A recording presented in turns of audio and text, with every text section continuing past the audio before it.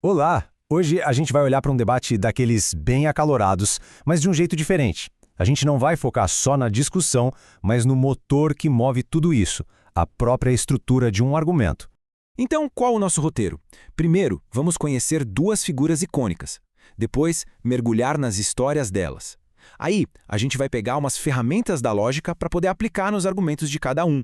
E no final, vamos ver como isso tudo ajuda a gente a entender melhor o mundo. Ok? Vamos nessa! A conversa sobre controle de armas nos Estados Unidos é gigante, né? Moldada por inúmeras vozes, mas duas, em especial, se destacam. E se destacam por terem abordagens muito, mas muito diferentes e poderosas. De um lado temos Sarah Brady, cuja história pessoal acabou virando movimento nacional.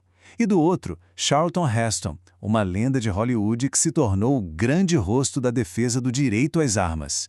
A militância de Sarah Brady não começou com uma teoria, com uma ideia abstrata. Não, começou com um único evento. Um evento que mudou a vida dela para sempre. Depois daquele ferimento devastador do marido, a Sarah Brady conseguiu canalizar uma crise que era totalmente pessoal numa verdadeira cruzada pública. E o resultado foi uma legislação que fez história. O argumento dela, então, era uma refutação direta, sabe? Construída totalmente em cima da experiência dela. Ela estava usando, na verdade, um tipo de raciocínio bem poderoso, o raciocínio indutivo. O que é isso? É partir de um caso específico e devastador, no caso dela, para defender uma conclusão mais geral, sobre a necessidade do controle. É uma abordagem que vai, digamos, de baixo para cima. E a gente já vai ver como isso se compara com uma estrutura mais formal. Agora vamos virar a página e olhar para outra voz. Uma voz que se tornou o símbolo da defesa, assim, inflexível da posse de armas. E a trajetória do Charlton Heston é bem interessante, né? Ele começou como um defensor dos direitos civis e, anos depois, se transformou no grande porta-voz, superpoderoso e icônico da NRA. Uau! Essa frase é de um impacto gigantesco. Mas, olha que interessante, por trás de toda essa emoção, existe uma estrutura lógica. E para entender como essa estrutura funciona, não só nesse caso, mas em qualquer argumento, a gente precisa das ferramentas certas. Ok, então vamos fazer uma pequena pausa nessa história toda, na parte política, para a gente poder entender a engrenagem lógica que está funcionando por trás de tudo isso. Vamos começar com o raciocínio dedutivo. O que é isso? Pensa assim, é a lógica de pegar uma regra bem geral e aplicar num caso específico. É uma abordagem que vai tipo de cima para baixo. E guarda isso porque ela vai ser central no argumento do Heston. E a forma clássica de organizar isso é o que a gente chama de silogismo. Parece um nome complicado, mas é só uma maneira bem simples e super poderosa de testar se um argumento para de pé ou não. Funciona assim em 3 passinhos. Primeiro, uma premissa maior, uma ideia geral. Depois, uma premissa menor, mais específica. E, por fim, a conclusão que amarra tudo. O ponto-chave aqui é o seguinte: se os 2 primeiros passos forem verdadeiros, o terceiro tem que ser verdadeiro também. Não tem escapatória. E aqui a gente chega num ponto genial, que mostra uma diferença fundamental. Um argumento pode ser válido do ponto de vista da lógica, ou seja, a estrutura dele está certinha, mas, ao mesmo tempo, a conclusão pode não ser verdadeira. Por quê? Porque uma das premissas, uma das ideias iniciais, é simplesmente falsa.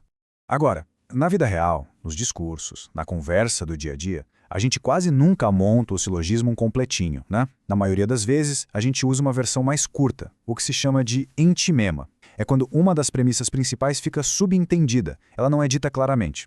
Beleza. Agora que a gente tem esse kit de ferramentas, vamos voltar lá para o Charlton Heston. Vamos ver se a gente consegue desenhar o mapa da lógica por trás da defesa dele.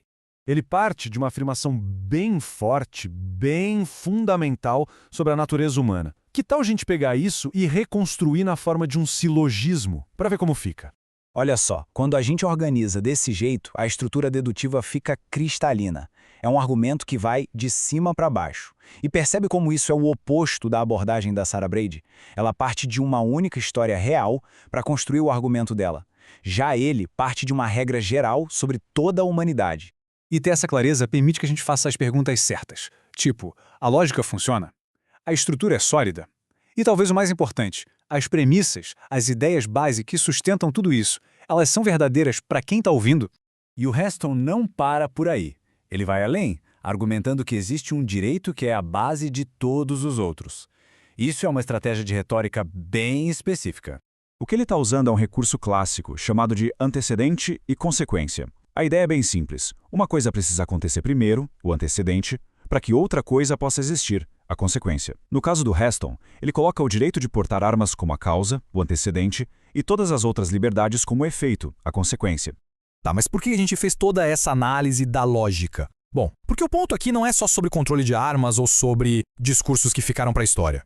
Entender essas ferramentas dá uma capacidade incrível de olhar para além da emoção e analisar a mecânica de qualquer argumento que aparece na nossa frente. Ajuda a gente a sacar o tipo de raciocínio que está sendo usado, se é dedutivo, como o do Heston, ou indutivo, como o da Brady. E, com isso, encontrar o verdadeiro ponto onde as pessoas concordam ou discordam.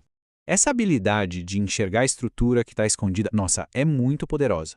Então, da próxima vez que alguém ouvir uma afirmação que parece super convincente, vale a pena parar e se perguntar, tá, mas qual é a ideia não dita aqui? A suposição que está segurando tudo isso junto.